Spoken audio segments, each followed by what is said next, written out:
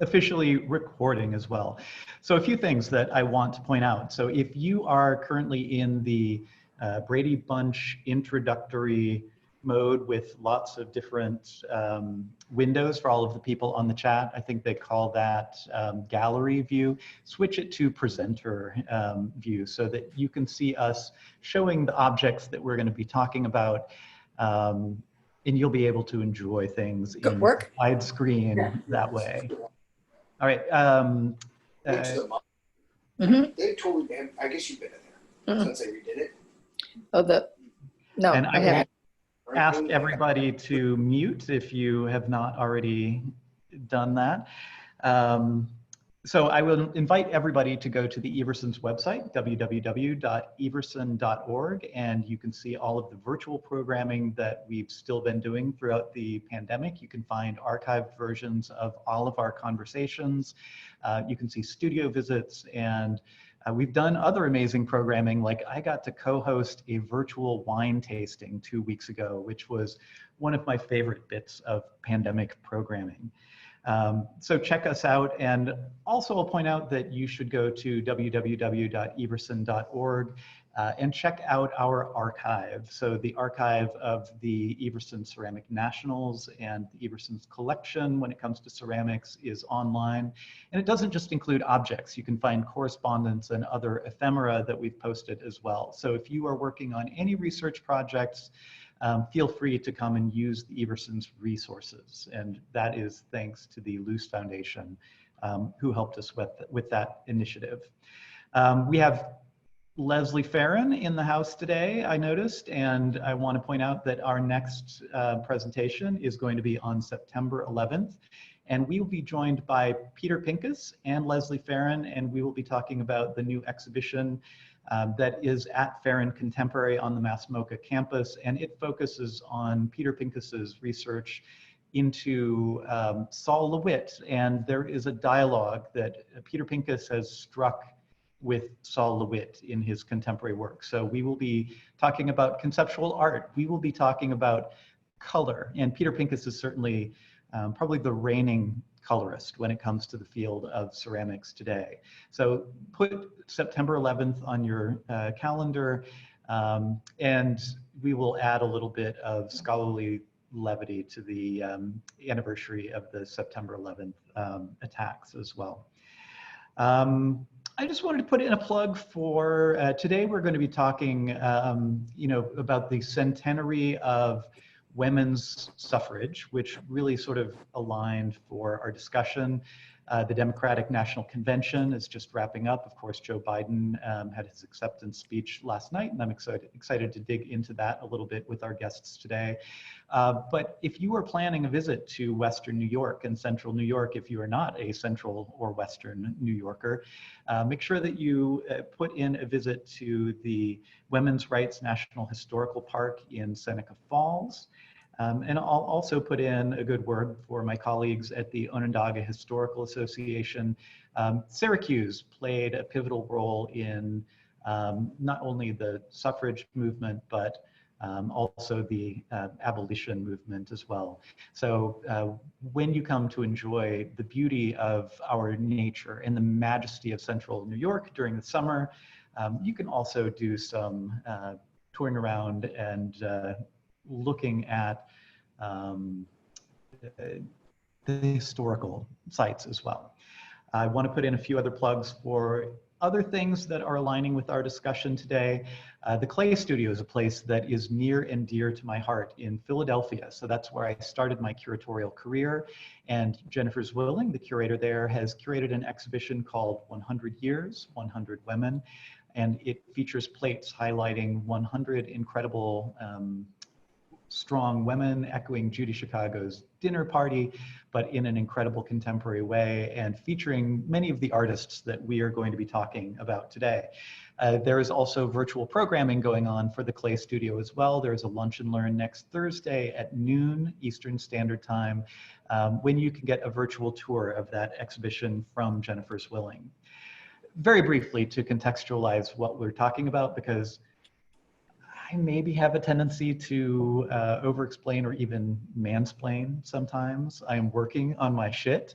But to historically contextualize things, why ceramics and why suffrage, and what are the connections between ceramics and politics? And there is certainly a long history of that. I mean, if you go back to the ancient Greeks, you can think about the ostracon, the shard of ceramics where they would scratch a leader's name who needed to be ostracized and kicked off the island, as it were.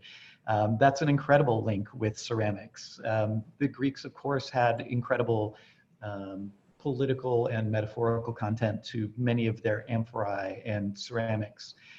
Going back to the 18th century, Josiah Wedgwood, of course, created the Am I Not a Man and a Brother Jasperware medallion, which echoed an earlier piece and had powerful resonance in people's homes in the abolition movement. And certainly when we're talking about suffrage, there are all sorts of incredible pieces that have been left behind, both in art but in material culture. And I'm excited to introduce our two guests who are going to help us dig into that. I also threw in this incredible transferware picture also from the early 1800s, I believe, that features Napoleon Bonaparte being kind of upstaged by a Quaker. So you can do far worse than digging into historical transferware if you are interested in politics. So with that in mind, I am going to introduce our two incredible guests. And Rebecca and Anne, I think I have you muted, but feel free to unmute yourself. And Anne Lewis is a legendary political strategist and political operative in the Clinton White House as Director of Communications and as a senior advisor, and has served as an advisor to Hillary Clinton's presidential campaigns as well. She started her career working with Planned Parenthood and has achieved legendary status. But she is speaking to us today in her capacity as a collector. So she has amassed an incredible collection of objects that reflect the suffrage movement. And you can see some of those objects right now in a virtual tour from the Brandywine Institute in Pennsylvania. If you go to their website, there's an exhibition called Votes for Women, and they have done a virtual exhibition, a visual history going along with this exhibition, where you can really immerse yourself in the exhibition. And my other guest today is an incredible political writer, Chicago-based Rebecca Sive. And Rebecca has most recently published a book called Vote Her In, Your Guide to Electing Our First Woman President. And it certainly graces the bookshelf in my home. So Rebecca Sive. So I'm gonna stop my screen share. Welcome Anne and welcome Rebecca. Thank you. Thank you for having me. We're so honored to have both of you. So I have brought both of you on, and so many things are aligning right now, and I tried to give a little bit of a sense of that, but we've just come through the very unusual Democratic National Convention where it had to be taken sort of into a virtual space. I'd love to ask both of you what you were looking for as the convention went on from your insider perspectives, and your observations about how you feel it went. I will start by saying I thought it went very, very well. But I look at it, two themes, as I look at most political campaigns, which is, what's your message? What are you trying to tell people about why they should support you or your cause? We can adapt this to suffrage. What is your message? And then how are you going to get it out? And as you just said, Garth, we were pretty clear. We knew what the message was going to be, but how you get it out when you're going to do it only on a television screen and Zoom calls, first time ever. And I thought they managed the technical side beautifully, that they sized it down so we really felt as if these people were in our living room, and yet at the same time it was large enough to be about the presidency. And that's quite an achievement. And Rebecca, you certainly are someone who advocates for Illinois and the Chicago area where you make your home. Roll call. Can I get your thoughts on the convention? Well, I guess what I would say is I think I advocate for women around the country. I happen to live in Chicago, which is an important center of progressive political activity that in terms of what happened this week. The first African-American woman U.S. Senator, Carol Moseley Braun, is from Chicago. So I guess I would just say I'm really glad to be here. I'm glad to see people so energized. I think that art, like the ceramics we're going to be discussing, has an important role to play in messaging about what's important and the beauty of our world that, of course, we seek to preserve in the context of Mr. Trump trying to destroy our world. So I'm enthusiastic about this conversation and everything that's going to happen between now and November 3rd. All right, so let's go ahead and jump into the meat of what we're going to be talking about. And I mentioned, Anne, your collection of material that you have amassed from the suffrage movement. So you have, correspondence, you have archival objects, you have ephemera, but you have ceramics, which is something, of course, is near and dear to my heart. Can you talk a little bit about what drew you to begin to collect, and when you began to collect objects related to the suffrage movement in earnest? And then I guess you can transition into talking about ceramics. Okay, well, let's first start by talking about where we are, because as you said, it's the 100th anniversary, right? It's a centennial, 100 years. On August 18th, which was a little earlier this week, the Tennessee House voted to ratify the 19th Amendment. They were the necessary 36th state. Suffrage has won. It takes until the 25th for the amendment to be incorporated into the Constitution, which is what makes it part of our United States Constitution. So I would say today, the 21st, we are right in the heart of that celebration, right in the heart of what was happening historically, the greatest expansion of democracy on a single day in the United States. That starts us with suffrage. And while I know I always knew that intellectually, I started collecting because I was walking through Faneuil Hall, a flea market in Faneuil Hall, in days so long ago that they still had things like flea markets. And there was a piece of paper that said, Women's Suffrage Bazaar. And it was signed by a number of women, including Julia Ward Howe. And it said they were having a bazaar to raise money for the suffrage fight. And I'm thinking, and Rebecca will, I think, share this with me contemporaneously, this is what we were doing then. We were trying to raise money to get the word out, to get the message out. We were trying to raise the money we needed to organize. I thought, I know what this is like. So I bought that piece of paper. It was remarkably inexpensive. There was very little interest in suffrage at the time. But then once I began, I was hooked and I would look for it everywhere. And so, as you said, I almost stumbled into ceramics because, again, if you are trying to reach people, if you're trying to win elections, and ultimately that's what the suffrage fight comes down to, you got to reach people any way you can and where they are. And one of those ways are in some of these wonderful ceramic pieces. So I also want to ask the question about your philosophy of living with your collections. We're going to talk a little bit about Rebecca's collection, which is robust and full of functional ceramics that she uses and serves food from every day. Does your collection inhabit your domestic space, and are you constantly rubbing elbows with all of the ephemera and objects in your collection? Oh, absolutely. I love looking out at it, and it's on all our walls. In fact, I think we finally bought the cabinet when we ran out of wall space, and so it's expanded to a bookcase or two. But you look at this and say, oh yeah, they're with us. So I guess it has two purposes now that I think about it, to be quite candid. One, I like looking at things that I enjoy. I enjoy the sense of, you can see how hard they worked, how thoughtful they were, how smart they were. I'm in good company when I look at my suffrage pieces. And second, I like to talk about what we can learn from them. So having it all around me makes it possible for me to grab people who stumble into our apartment and explain it to them. And I have real life examples I can use. So amazing. And I think that leads us to talking about some of the actual objects. And you've pulled some pieces from your collection. And I want to put a plug in for your website.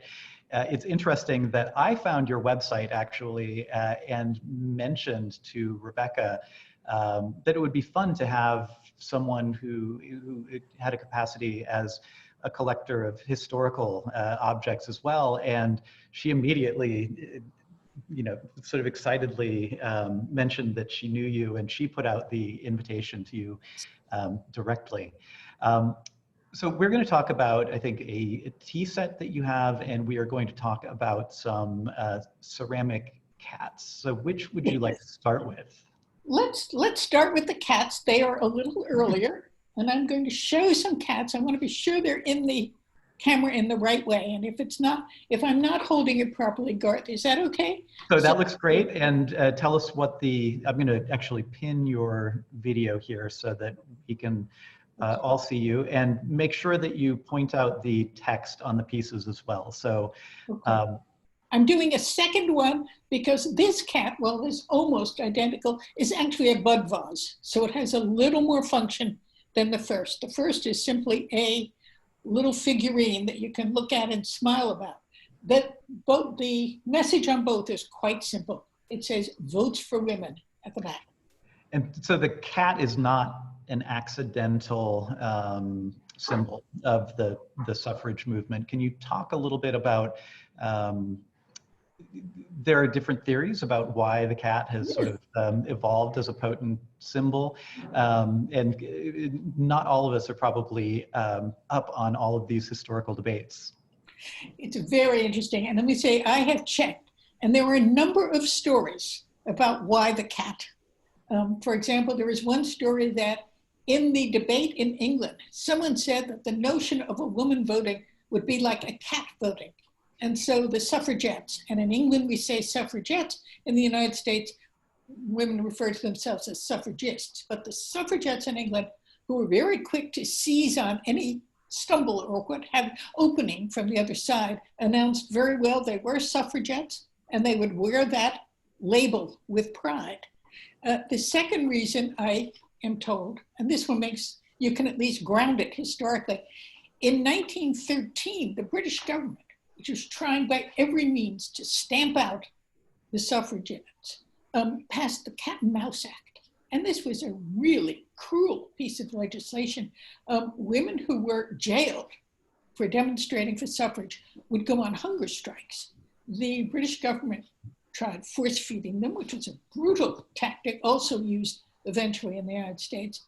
They didn't want anybody to die in prison. That would have been really bad for them politically. And so they passed the Cat and Mouse Act, which means prisoners are released if they're almost on the point of death. And after they get a little bit healthy, they can get jailed again.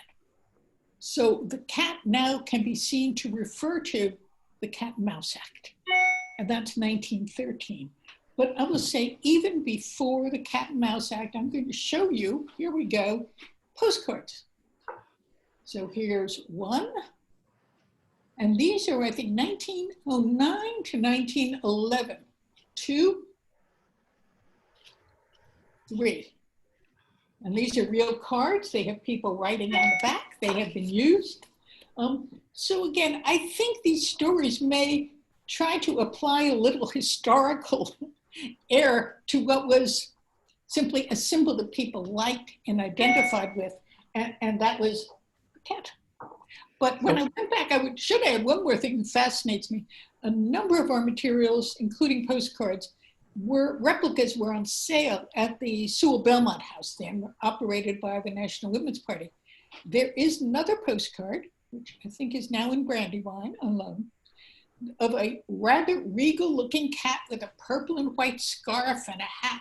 And she is known as Suffrage Cat. And they tell me that was their #1 postcard bestseller. So the power of the cat has persisted from early 20th century England to here today. And in fact, the National Park Service has adapted the suffrage cat as their emblem for their centennial celebration. Amazing. And one of my follow-up questions is about, we view a lot of these objects as curios, things that we may encounter in an antique store, but these were objects that were meant to live in the home, and they couldn't have been neutral at the time. I mean, when I think about these objects, I think about, potential arguments between husbands and wives, and about gender roles and collecting. Are there stories or observations that you have about sort of the power of these objects in people's homes at the time? Well, you're absolutely right. They were meant to be used at home. And again, think about the size of this. You don't buy a bud vase and bring it home and just to store in a closet somewhere. It's friendly, it's accessible. It will fit in a very small apartment or home. You put some flowers in it. Were there arguments? I rather think they were silent arguments, that even those men who were most against suffrage had this argument that, well, after all, the wife belongs at home. Well, if the wife belongs at home and the home is supposed to be her empire, it's harder for you to argue that she doesn't have the right to put a piece of china in the home. So it was a way for women to demonstrate support, to associate with the suffrage movement without having to put it in words. All right, so I'd love it if you can show the tea set that you talked about. Speaking of, again, objects at home, let me move these. Let me move over to the tea sets. And here again, this really is a moment in history. Two things that we should say. One of the differences between the English and the American suffrage movements, and now when we move to the United States, we're talking about suffragists again. That is their preferred term. In England, because their political system is pretty nationalized, women were going to win the vote when they got a vote in Parliament, one set of votes. In the United States, it was state by state. You were organizing state by state. As we know, it starts in Wyoming, it moves on. You've got Idaho, Colorado, Utah. The first four states are very Western before it eventually makes its way east.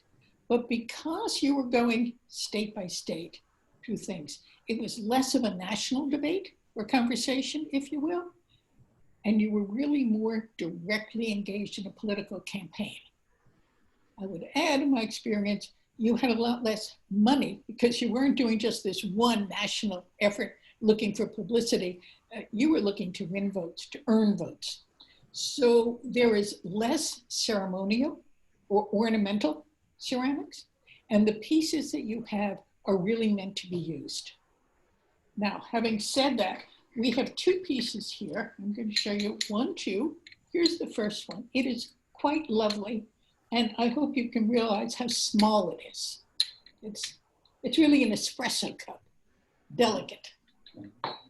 And we can see that there's a gold band around the rim that has votes for women. That's exactly right. There is a band that says votes for women on both the cup and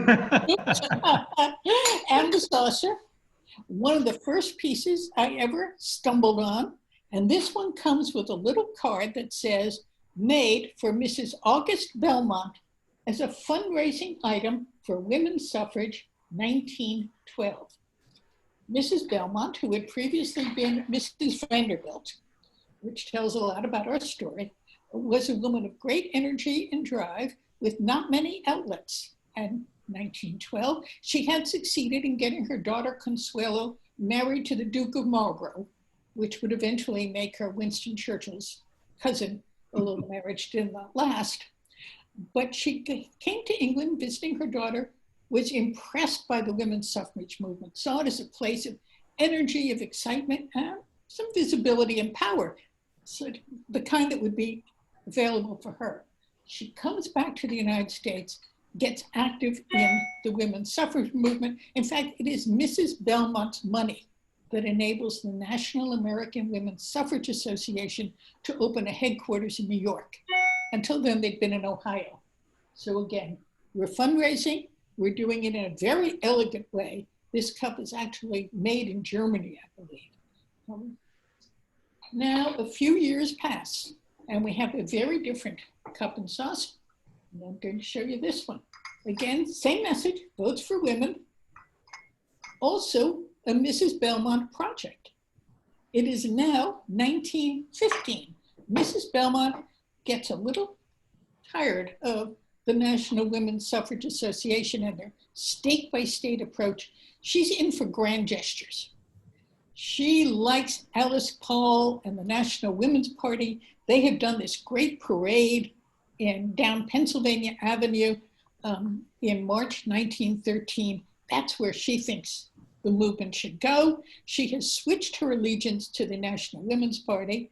And in fact, the house, which is now the Museum for Women's Equality, is called, it's no accident, was called Sue Belmont and is now called Belmont Hall. So we know who the funder was.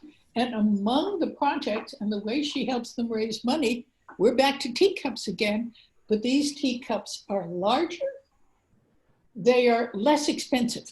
They're simply, they don't have that dainty gold band. They look a little bit like hotel china for me. Exactly right. They are in for grand gestures. They're not having tea parties in fancy living rooms, right? They are marching down the street and yes, if they have their tea, it's going to be in a hotel where everyone can see it. So the difference between these two cups and saucers really says something about the history of the internal dynamics of the suffrage movement.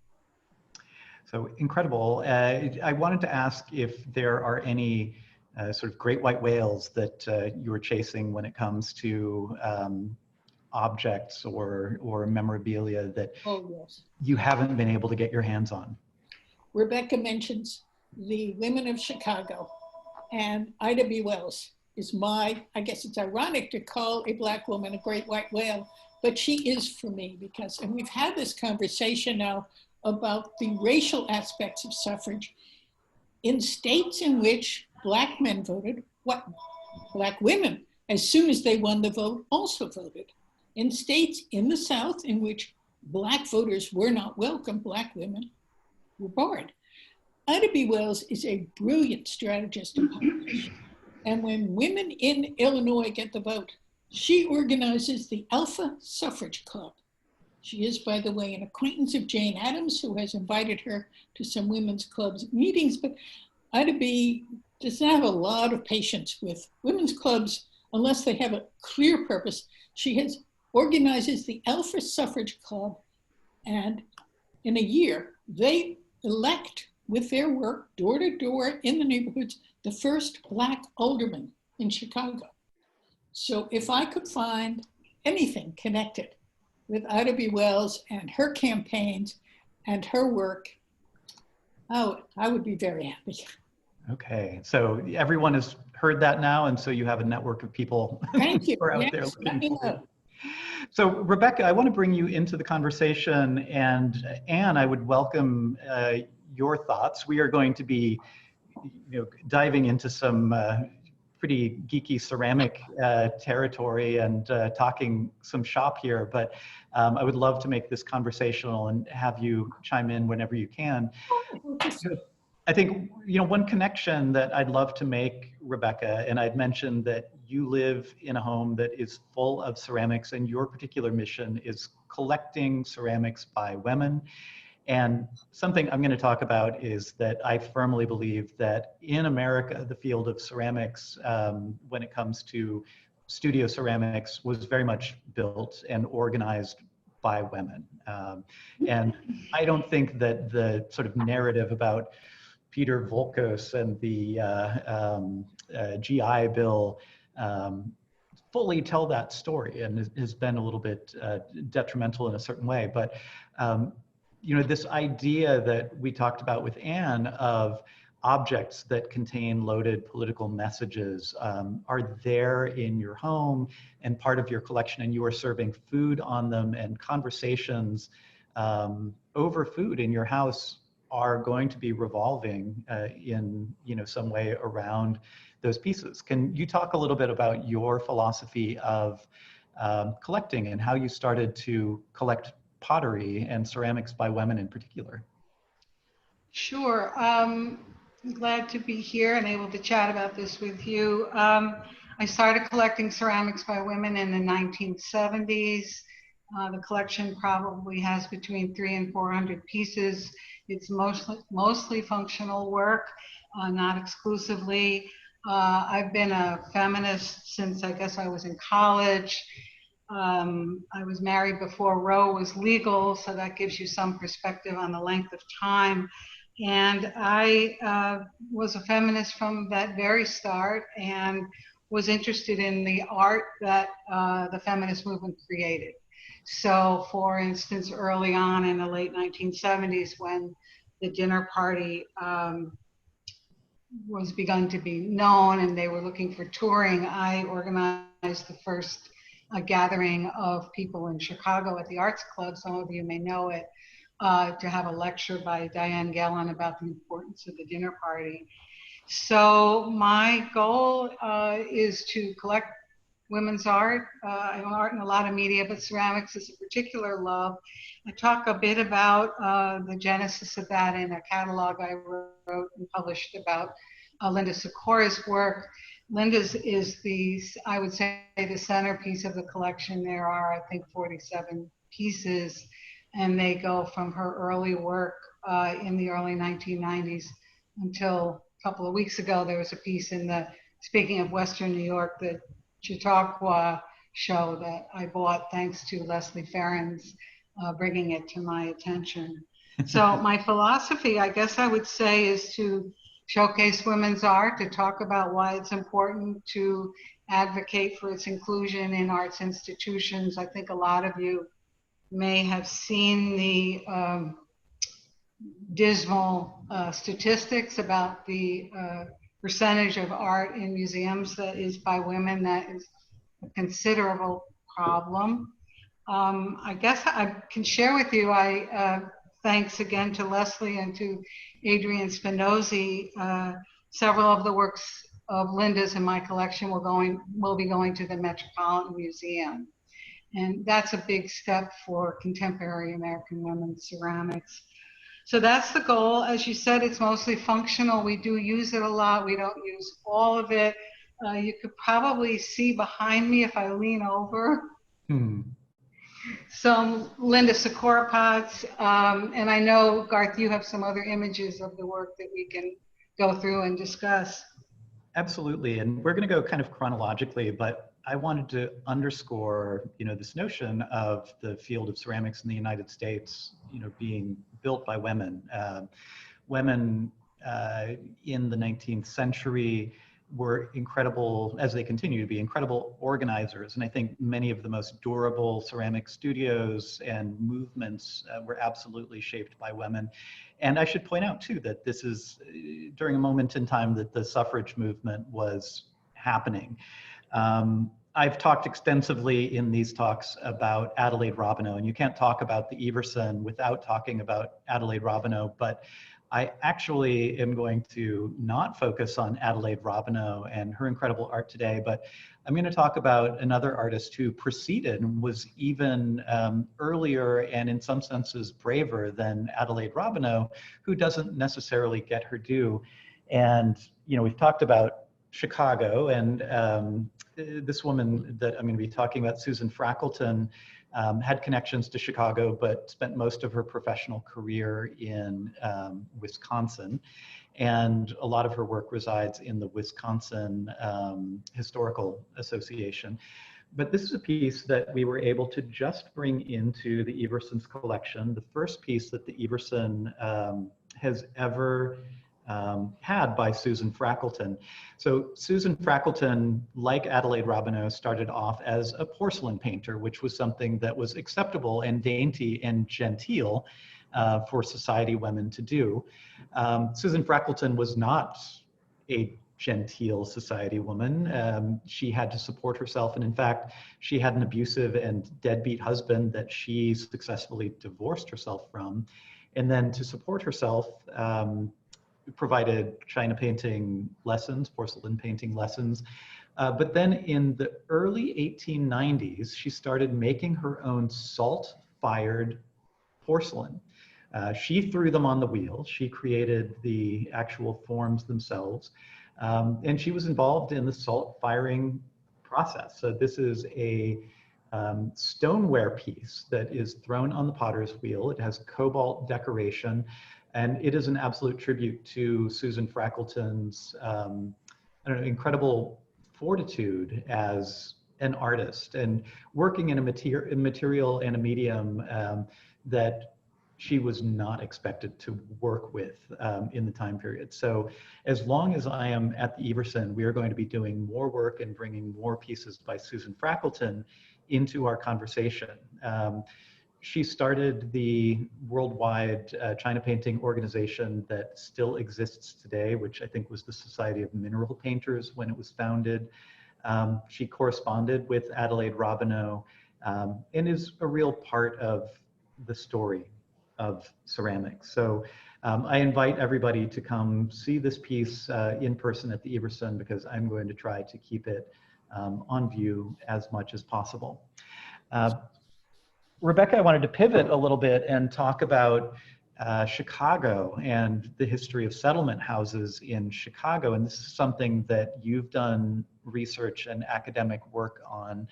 And I'm of course talking about Hull House in Chicago. I want to put in a little plug for an article that you wrote about Hull House, and let me share my screen very quickly.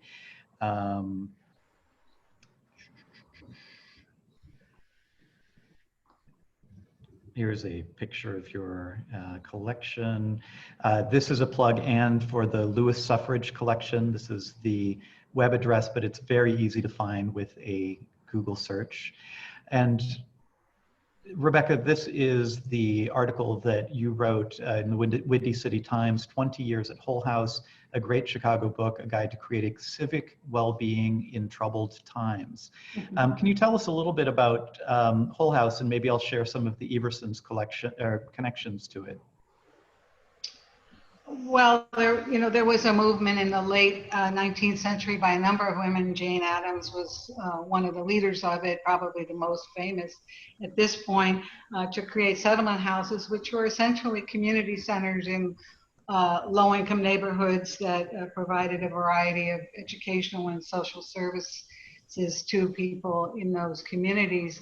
I think what's noteworthy in terms of discussing this today is two things. One is that that generation of women was, as was pointed out earlier, a major force in advocacy for suffrage and other major legislative reforms federally and locally.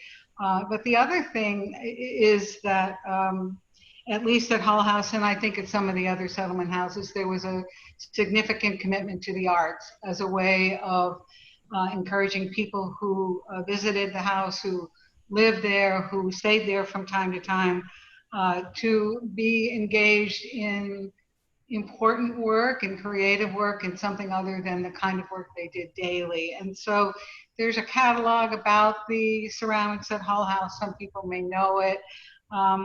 But I think, from my standpoint, as you say, I did study her. I wrote my master's thesis on the relationships among the women who worked at Hull House. From my standpoint, the other important thing as it relates to today's conversation is that Hull House was co-founded by Ellen Gates Starr, who has slipped into some obscurity. She was also a social activist, but became a bookbinder, a wonderful bookbinder, studied with Cobden Sanderson and others, and she really gets a lot of the credit for building the arts program at Hull House and developing the sensitivity to it. So for me, having studied Addams and started collecting this work, it's all of a piece. As you would see if you came into our home, you would see political work and ceramics kind of juxtaposed.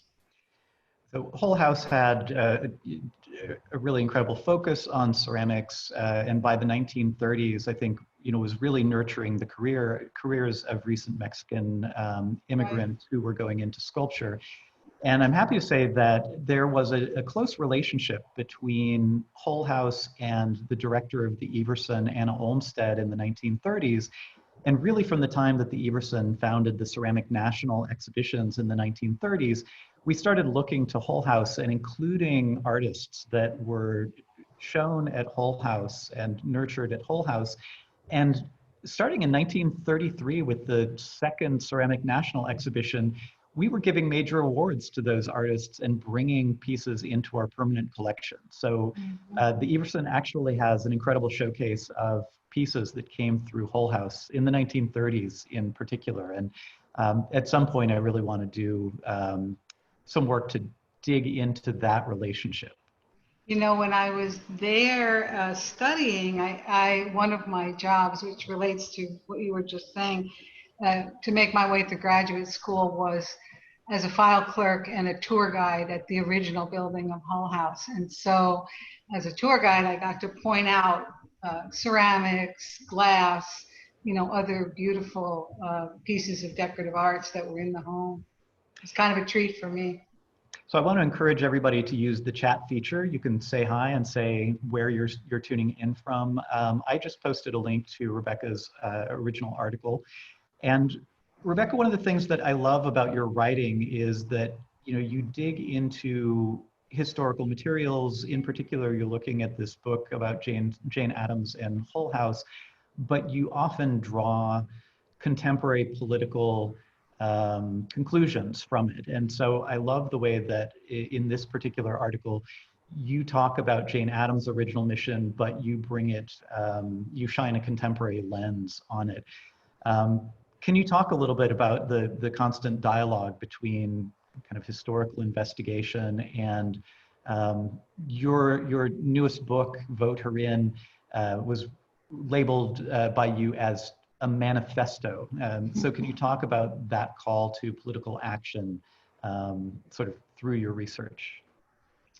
Well, I was trained as a historian. I was also trained by the Saul Alinsky School of Community Organizing. And for those of you who may not know who Alinsky is, I heartily recommend him to you. But the basic idea there for me has been to combine my love of history and my love of art, my love of ceramics, with advocacy for the causes that I hold near and dear, as I said, equal representation of women in the arts, but certainly women's political work. So it's been a constant, and I guess shortly after I left graduate school, I met Anne and others. We began to work for ERA ratification, keeping abortion safe and legal, any number of things. I wanted to say in that context that sometimes there's political work by the contemporary women ceramicists. How do you say that? And I am agnostic. I will mix up my ceramists and ceramicists, and I don't think there's a wrong way to say it. So that's another piece of this that I think it's important, as I've said, for to the extent we can, to promote good art that also has political content. So there is some of that in my ceramics collection. So I think that's a great transition. I do want to make sure that we are spending ample time on looking at pieces of artwork and shining a light onto artists that we feel are important. So let's just dig right into one of the first pieces, and I'm going to show a piece from the Everson's collection from an artist who is in your collection. And I've actually got an image of a piece that is in your collection. But this is the work of Mariko Patterson, and she is a Canadian artist with Asian heritage. And she loves to work in historical idioms. So Anne, in particular, I was thinking that this would be a piece that would tickle you as well. It's one of the very first pieces that I used Everson money to purchase as an acquisition after I got here. And this was part of an exhibition that was in, oh my gosh, the name of the ceramic center is slipping my mind, north of New York City. Help me out, Rebecca. You know, Olean. Wasn't Olean? Oh, let's see. But this is the Clay Art Center in Portchester. Thank you. I was having trouble talking about it. And they are someone who over the last few years, under the gallery leadership of an artist named Adam Chow, have done some terrific political shows. And this is a piece that really, I think, hits a sweet spot when it comes to Mariko's work. And it's a large charger. And it's about gun violence in the United States, but it's really using the language of the willow pattern to explore that. And so you can see the guns and huge American cars that are sort of snaking across the landscape. You can see these bits of sort of Orientalist, you know, kind of the colonialist dialogue between Willowware and the West that is an interesting topic to dig into. And Mariko in particular studied under Walter Ostrom at NASCAD in Nova Scotia. And Walter Ostrom is one of the most erudite artists when it comes to sort of the meaning of pattern and sort of cultural exchange and colonialism.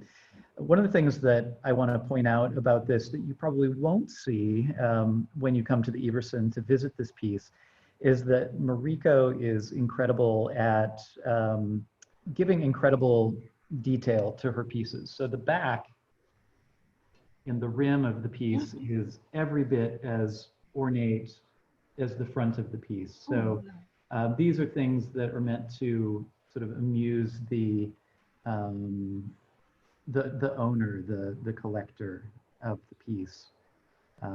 So the volume of work and the amount of detail, I think, is kind of utterly exquisite.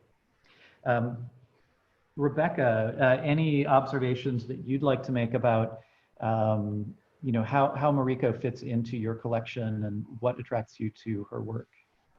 Well, what attracted me to her work initially was, as you mentioned there, the detail. The piece in my collection is a mug. I think maybe you have a picture. Yeah, I'll be able to show it. So yeah, and you all will see why it appealed to me. Yeah, there we are. So it's about liberty and justice for all. She did this piece, I think, about 3 years ago, maybe 4. And you know, I've taken the opportunity at times to, when I see an artist who I don't know a lot about, but I see a particularly wonderful cup or a small plate, I guess I begin my interest in that person by purchasing the cup, and that's been a wonderful source of pleasure and opportunity for me to get to know artists. So this is the Mariko piece, and you can see, like the platter, it's quite detailed and elegant in its composition and right in your face. Definitely in your face. And this is one of the things that, you know, I'm going to be underscoring today is there's sort of a spoonful of sugar philosophy, and we touched on this with Anne earlier, but having pieces with explicit political content and social content in one's collection are really kind of an invitation to conversation and an ability for people to experience them in a hands-on but kind of unexpected way. And your collection is a spectrum of pieces, from pieces that have this outright political content to pieces where it is more of a sort of lived experience of the artist that is reflected in the content. And I'm happy to say I have a very close cousin of this piece in my own collection, 2 sort of mustachioed, tattooed gentlemen wrestling in the case of my cup. And the text on this, if you can't read it at home, says gay rights, pro-choice, fair wages, healthcare, DREAM Act, poverty, vote wisely. Exactly. I want to make a transition to another artist who is near and dear to my heart, that I know very, very well, who's well represented in your collection and makes work that also has that overt political component to it. And that is Kathy King, who really runs the ceramics program at Harvard, which is not the place where we would necessarily expect a flourishing ceramics program to happen, but it's a really interesting hybrid where it is part of the university, but it's very community focused as well. And they've got a gallery. And one of the things that I love about Kathy is that she does work that interfaces and embeds itself with the university community in different ways. And in particular, she's been doing a series of pieces where she works with the museum and helps curators within the historical museum at Harvard understand and retro-engineer how ancient Egyptian or ancient Greek pieces were made. And there's a deep sense of hands-on engagement with work that connects scholars and people in the studio. They've also got an incredible residency program at Harvard where many of the artists that we've talked about have lectured and taught and actually done residencies within this program as well. And I was going to focus on the Obama Cup that's on the bottom. And this came, I think, actually from the Democratic Cup Project. Am I right? No, Okay. it's earlier than that. And if I can hold the cup up to show the other side as well, if you'd like. Oops. Let me go back to that. So let me stop my share really quickly and I will let you do that. Yeah, can people see, if you love your body, your choice is what I wanted you to see. This cup is from the project that was done in the 2008 Obama presidential campaign, led by Ayumi Hori and others. And there were cups commissioned by a variety of artists. There were spectacular pieces, and this is the piece by Kathy. That those other pieces there that you were showing, the first piece is a wonderful set which talks sort of in a Linda Barry style, if people are familiar with Barry, about the life of a starving artist. And that's the one on the top there. You can see it. Thanks to Leslie Farron, who brought Kathy to my attention. This piece is probably about 15 years old. And then there's another piece, which I don't think is here, that talks again about the issue of reproductive rights. This other cup in the middle has to do with the Red Zinger girl, for those of you who know Red Zinger tea. So yeah, this kind of work I think is really important and valuable for the same reasons as the work, that happened 100 years ago during the suffrage movement.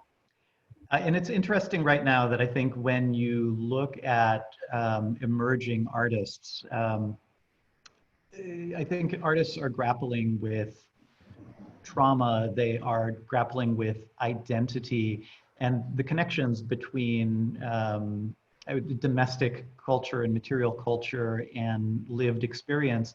And Kathy really, pioneered this overt work sort of 20 years ago. You mentioned Linda Barry, but her style is a cartoon style that is embedded, and her lived experience is embedded in these domestic objects. And she's always had a way, for me at least, of sort of getting right to the heart of why ceramics and why functional pieces can be such good hosts for this imagery, and why their impact can be, sort of even more powerful. So I want to transition from talking about Kathy to make sure that we talk a little bit more about Linda Sikora. And you mentioned the catalog that you put out, and I want to put in a plug that if you go to Rebecca's collection, which you can find online, you can actually find a link to the entire catalog that she wrote, and you can read and preview this entire catalog. But the catalog is called I Want to See Linda Sikora Wherever I Go, the Linda Sikora collection of Rebecca Sive. Can you talk about that, that quote and its sort of impact for you? Well, the quote comes from an interview I did with Donald Clark maybe close to 20 years ago in a book he wrote called Making a Living in Crafts, which was a pretty terrific book. I hope people still are using it. And I was the collector who was interviewed, and Donald knew of my interest in Linda's work. And at some point in that interview, I said, I want to see Linda wherever I go. And so that's the derivation of the quote. So yeah, the reason I want to see it, I guess, everywhere I go is as you all can see from these images, and probably most of you are familiar with Linda's work, obviously it's technically fantastic, but the imagery, which has evolved over the time that she's been working, is so resonant for me. I guess the combination of the glaze and the forms that she uses. So I felt early on that I wanted to make a commitment to Linda and her work, and she's since, I'm glad to say, become a dear friend. I just got a text while we were chatting saying she's traveling and sorry to miss this. So make sure you send the link to her, Garth. I will. But yeah, I guess you all can see why this work can resonate, and why it's so wonderful, as many of you I'm sure do, to try to surround yourself with work that can be evocative as well as useful. So I am proud to call Linda Sikora one of my teachers, and she's certainly one of the most impactful teachers. And this is literally, she was one of my professors at Alfred University, and she's among the most erudite ceramic artists, bar none, on the planet. Right. I really brought to mind a quote that I talked about during my last session, talking about the potter Ted Randall. And Ted Randall, who was also a professor at Alfred, who preceded Linda, had a quote that he talked about. I guess this was in the wine tasting that I did 2 weeks ago, but Ted talked about the fact that at some point in the 1950s, he stopped trying to make a pot that nobody has seen before, and he started trying to make a pot, to make every pot about the grand history of pottery. And this is something that I really love about Linda's work, is she layers, references about pattern and form onto these highly usable, incredibly smart pieces that are not cold in any way. She is not detached and makes pieces that welcome the human hand and I think gain power through their use, which I'm sure is something that you can attest to. Mm-hmm. Let's see, I want to transition, since we're talking about teachers, to another artist who is near and dear to my heart. And this was really my first teacher when it came to ceramics. So I am a boy from the prairies of Nebraska, and my first professor, and I would not be sitting here without her, is Gail Kendall, who taught at University of Nebraska-Lincoln. And I kind of hated ceramics when I started, and I am not one of these people who have a knack for sort of creating things with my hands, which make me a great curator maybe, and made me a poorer ceramic student. But Gail was someone who constantly and from the beginning plugged me into the continuum and let me know about history, and particularly about the role of women. And she stood up for the role of women within history. And I would say that you have a piece in your collection, which is actually with you right now, that is a soup tureen, and soup tureens I think are kind of the ultimate Gail Kendall object, and the trophy, as it were, for her work. So if you wouldn't mind, I'm going to pin you and your image, and you can show us Gail's piece, a little bit closer, so that we can get an idea of the the magnitude and the sort of decoration on it. Okay, so here, can people see?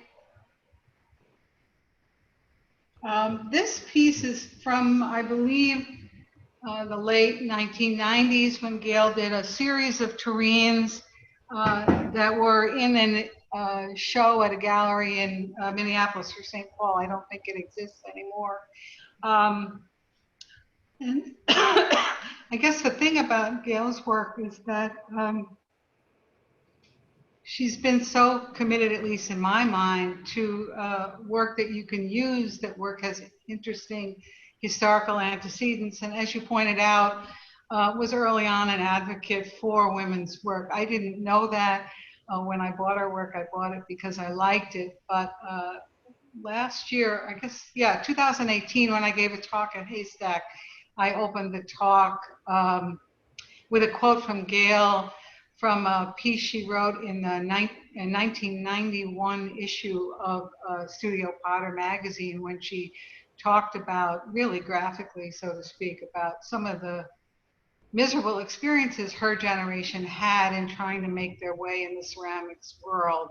Others in that generation, like Linda Arbuckle, Ms. Quackenbush, have similar stories. But initially, my interest in her work was really just, this is the perfect, this is just such a fabulous functional object that is also a work of art of the kind that really appeals to me. So in our conversation, I don't want to in any way sort of minimize the, I'm glad that you brought up Gail's observation about, the tough time that women had in academia and career advancement. And there were certainly very dark days for that in the wake of the 1960s and 70s. My friend Patricia Sannett, who is an incredible artist in Arizona, when she was looking at grad school, she knew that she wanted to study under a woman. And at the time that she was looking at programs, I think there were exactly 2 women who were running grad school programs. And I think Viola Fry and Patty Warashina, and she opted for studying with Viola Fry. And thankfully, we do not live in a perfect world now, but certainly when it comes to graduate studies and structure, since I came of age in the early 90s, women have really organized some of the great programs, and University of Nebraska is a top 10 destination for students. And that was not the case in the early 90s when I was a student, and that's all thanks to Gail's fortitude and her tireless building of the program behind the scenes. Right. Well, hopefully by sharing these works and talking about these artists, greater attention will be drawn to them, and the younger generations who are coming along will have a different experience.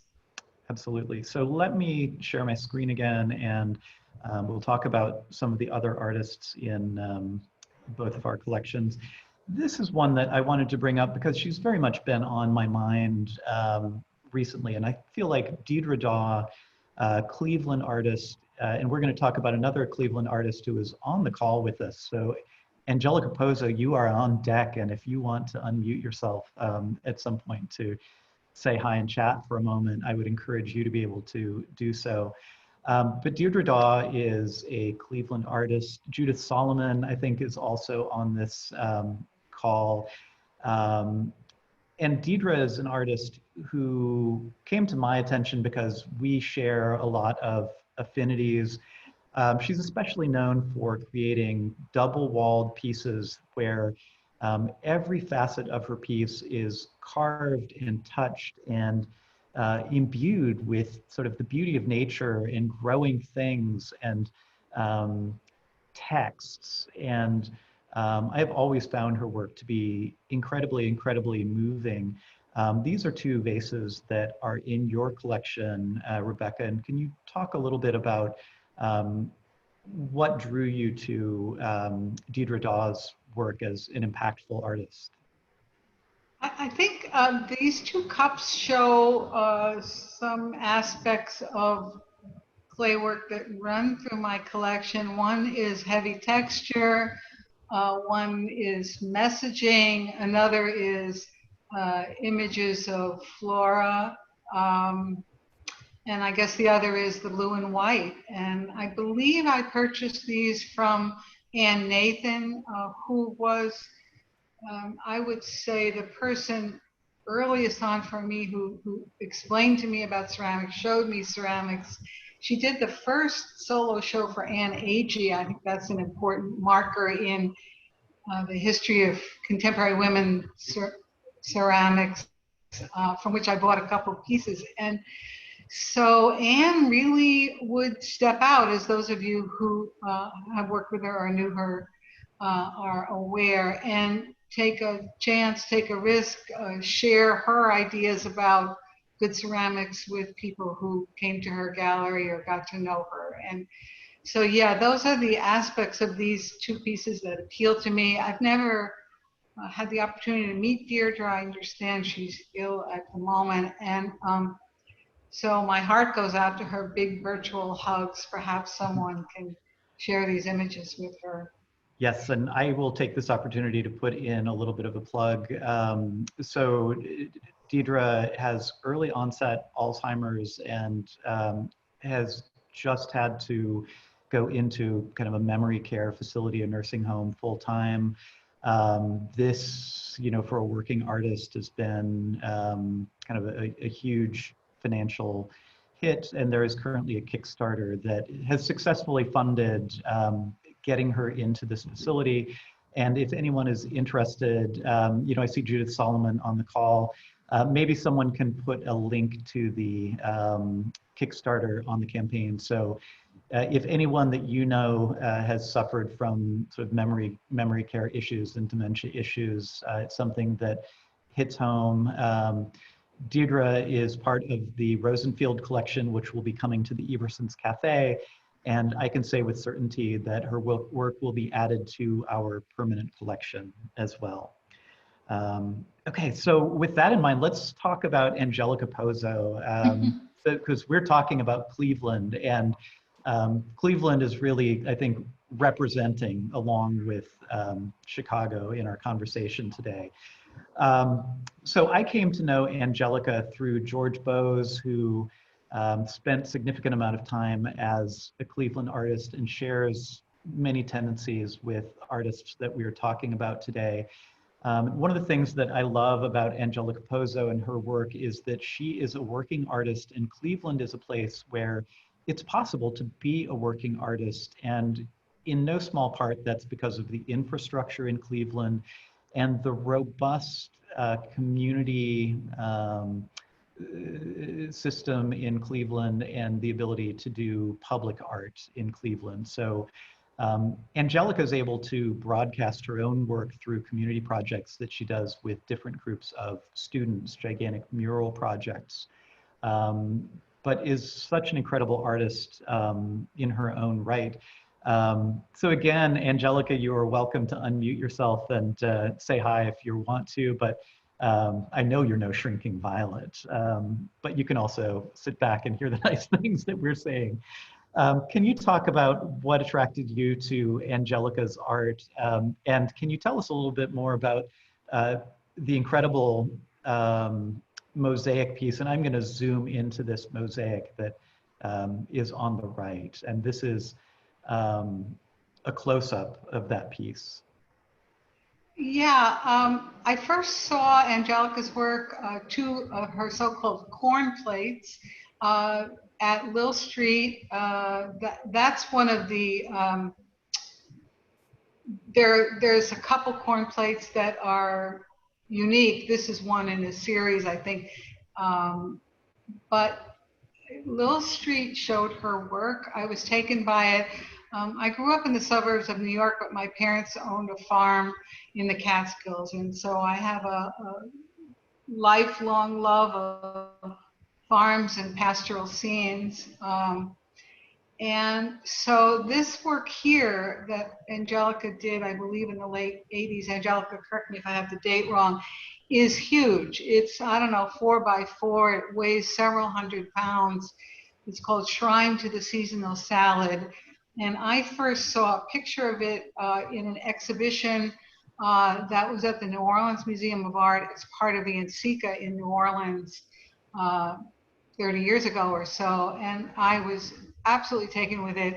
I wrote to Angelica, asked her whether it was for sale, and she said yes, and she told me what it cost, and I said, can I do it on the installment plan?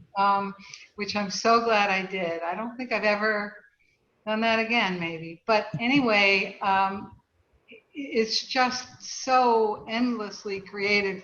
You can't really see, but there are individual clay pieces of vegetables along the edges. The background mosaic, it goes from, you know, through the 4 seasons. The plates with the gardens correspond to the seasons. The cabbages correspond. It has had pride of place in our home for ever since. Angelica was nice enough. The other person who's on the call who did something similar, I want to give a shout out to, is Rebecca Murtaugh, who also carried a piece in person to Chicago and helped install it. Angelica carried this in the back of, I don't know, some sort of U-Haul thing in the back of her car from Cleveland to Chicago. So I got to meet her, which I had not up until that point. So yeah, I can't say enough about the imagination here, the feelings it evokes, and of course, Angelica's subsequent commitment to Cleveland, to working with kids, to living and working in the inner city. And I have the world's respect for her. Quick shout out as well to John Bullard, who is on this call, the Director Emeritus of the New Orleans Museum of Art, who has been taking in some of our calls as well.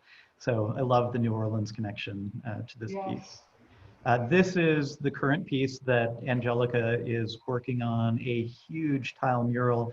Angelica, you can chime in on the text if you want, but this is going to be aired publicly and may have actually gone up publicly, and you can tell us the intersection, but I think is looking for a long-term home as well. So Angelica's work as sort of an activist who walks the walk in terms of actually doing work and engaging the community with her work is something that you know, I find absolutely astounding, and would look forward to brewing up some sort of trouble with Angelica in the future.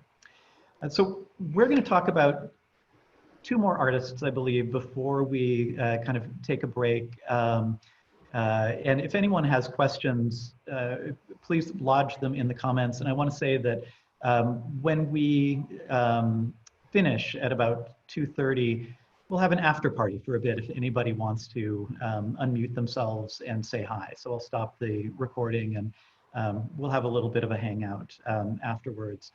I absolutely wanted to include the work of Gwendolyn Yapolo, who's an artist who is in my collection, whose work I use every day. She has a cup that is part of the Everson's administrative offices collection, where members of our staff fight over getting to adopt her cup and use it at their desk, or serve coffee or tea to guests who come into the office. She works with crystalline glazes and, you know, sort of highly technical glazes, but she's also an incredible researcher into the history of ceramics. And I was doing a casual mention of the ceramic artist Laura Andreessen, who I believe built the UCLA program, and the fact that I had done some research into her archives at the Archives of American Art.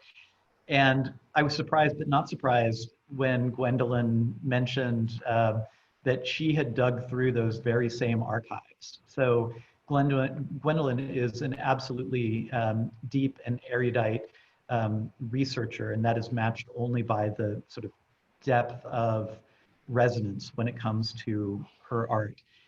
And this is a major, major piece. Can you talk about this sort of tureen or punch set And can you talk about anecdotally some of the use that it's seen over the years?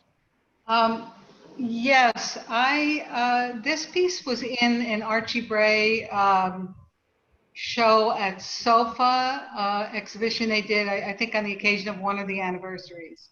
And I saw it, and as you all can see, I was immediately taken. The richness of the glaze is incredible. The concept of the piece is incredible. And so I gotta have this. I had known Gwen while she was a resident at the Bray when I was a board member there. It's a punch bowl.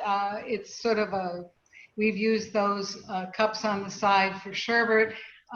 It's just endlessly fabulous to look at because of the way the glazes work.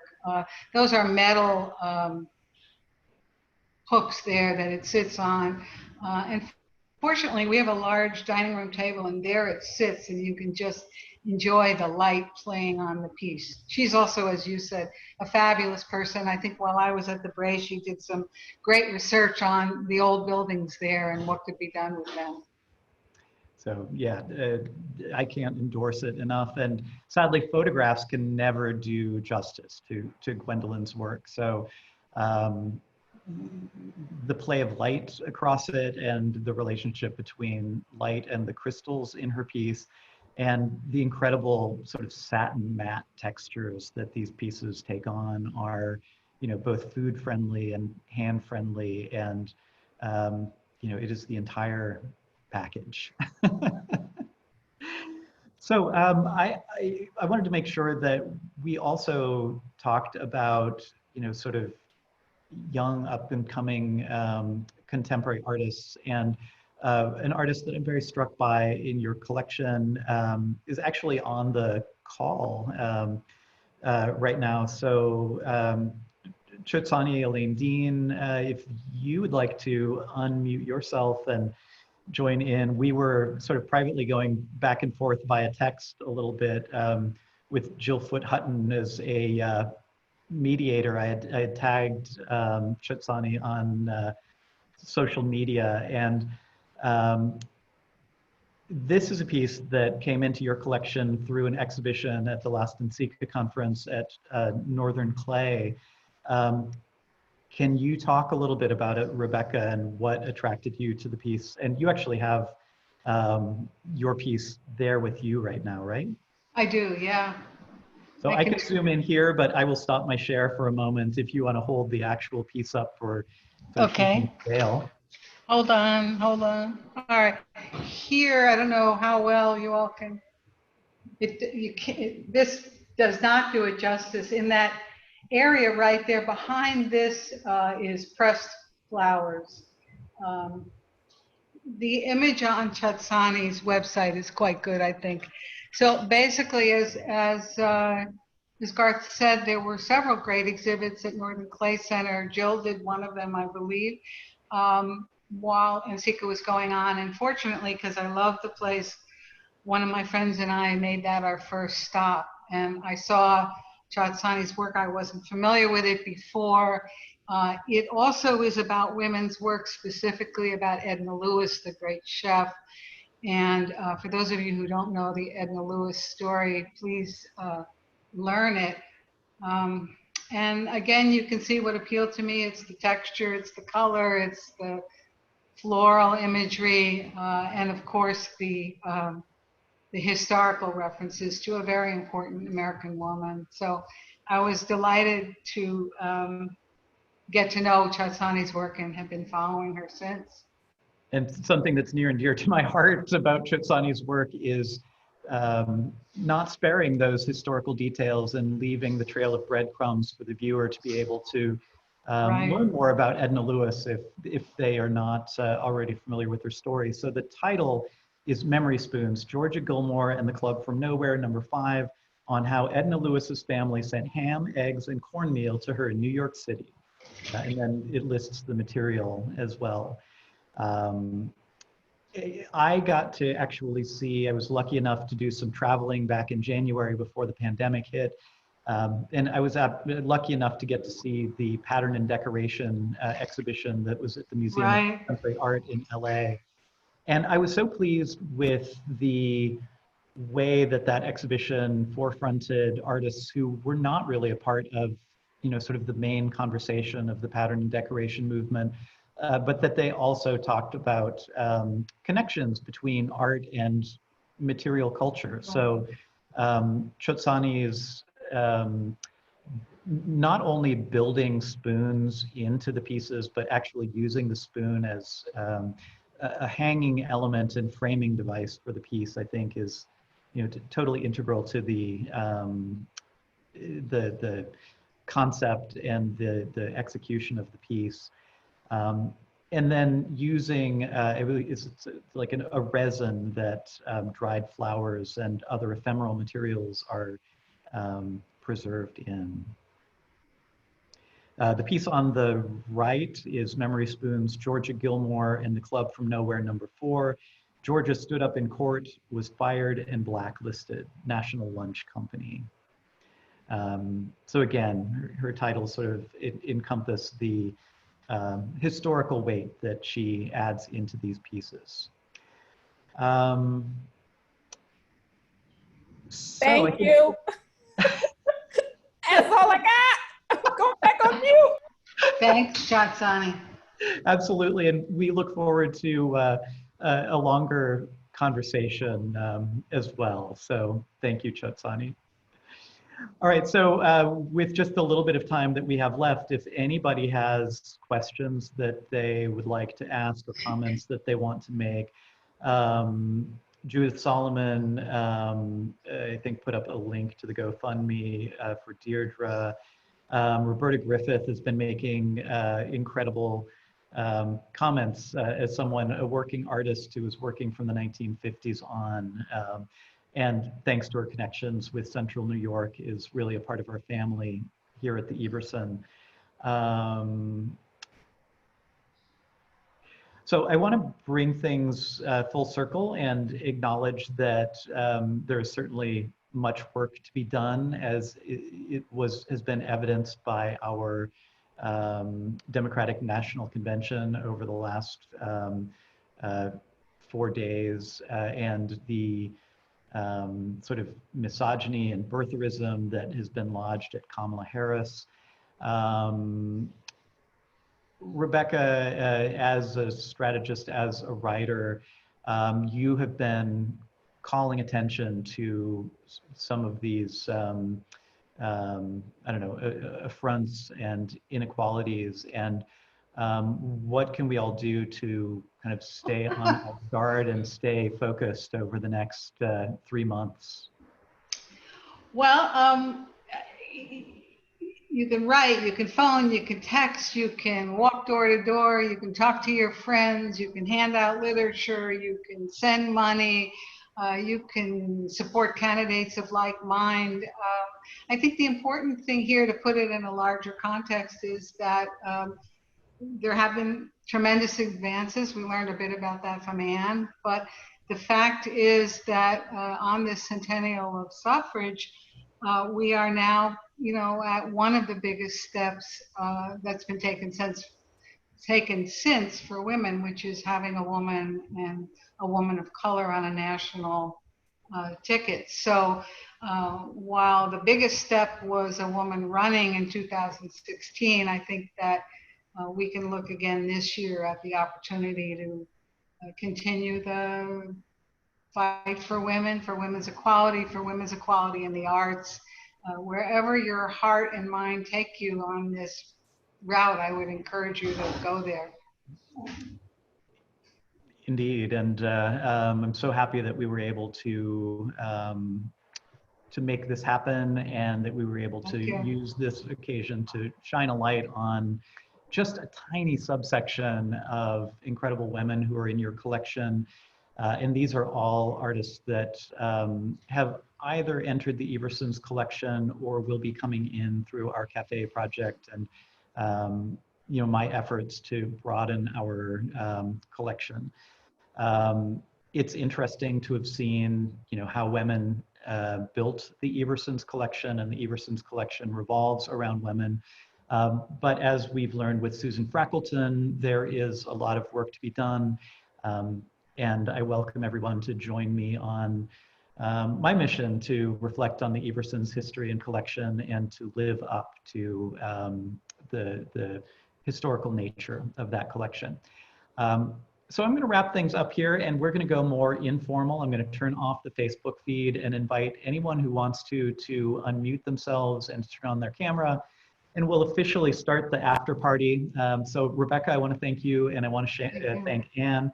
She had to slip out. She's a very, very busy person, and so she was not able to say goodbye on camera, but she wishes everybody well. And I'm so thankful that she was able to be a part of the collection as well. I want to encourage everyone to go to see that Brandywine Institute Suffrage exhibition online, because the online exhibition is incredible. And keep tuning into our online programming as well here at the Everson. So Rebecca, thank you so much. Thank you very much, Garth. It was a treat. Absolutely. All right. Oh, so now that we're wrapping things up, Roberta asked a question, a very practical question. How did Gwendolyn attach those little metal hooks into her piece? They're attached, they're metal hooks, and then the spoons sit on the metal hooks. Okay. And